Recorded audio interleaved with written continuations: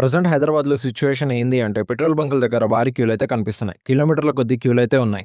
ఒక్కొక్కళ్ళు గంటలు గంటలు నిలబడి పెట్రోల్ బంకుల దగ్గర petrol కొట్టించుకుంటున్నారు.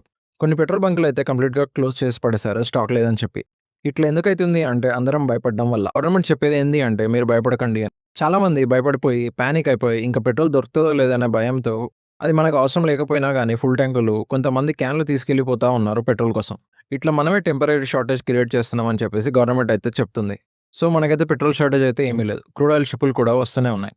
Present Iran, Israel, America war నడుస్తుంది కదా! దీనివల్ల రూట్ అంతా బంద్ అయిపోయింది. అక్కడి నుండి మనకు క్రూడ్ ఆయిల్ ఎక్కువగా వచ్చేది. ఒక 2 షిప్పులు అయితే ప్రెజెంట్ అయితే వస్తున్నాయి. 2-3 డేస్‌కి ఒక షిప్ వస్తూనే ఉంది. మీరు భయపడాల్సిన అవసరం లేదు. పానిక్ అయిపోయి ఇలా షార్టేజ్ అయితే క్రియేట్ చేయకండి అని చెప్పేసి గవర్నమెంట్ అయితే పబ్లిక్‌కి రిక్వెస్ట్ చేస్తుంది.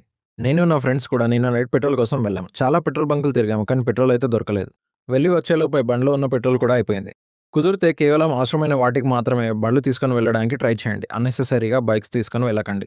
ఒక 2-3 మంత్స్ మనం కూడా కొంచెం బాధ్యతగా వ్యవహరించాలి. సో, ఈ వీడియోని మీ ఫ్రెండ్స్‌తో షేర్ చేయండి. పానిక్ అవ్వద్దని చెప్పండి. పెట్రోల్ ఎంతైతే అవసరమో అంతే కొట్టించుకోండి. టెంపరరీ షార్టేజ్ అయితే క్రియేట్ చేయకండి. ఈ ఇన్ఫో మీకు నచ్చితే లైక్ చేసి షేర్ చేయండి. ఇలాంటి మరిన్ని వీడియోస్ కోసం ద స్టోరీ అరౌండ్ ఛానల్‌ని ఫాలో చేయండి.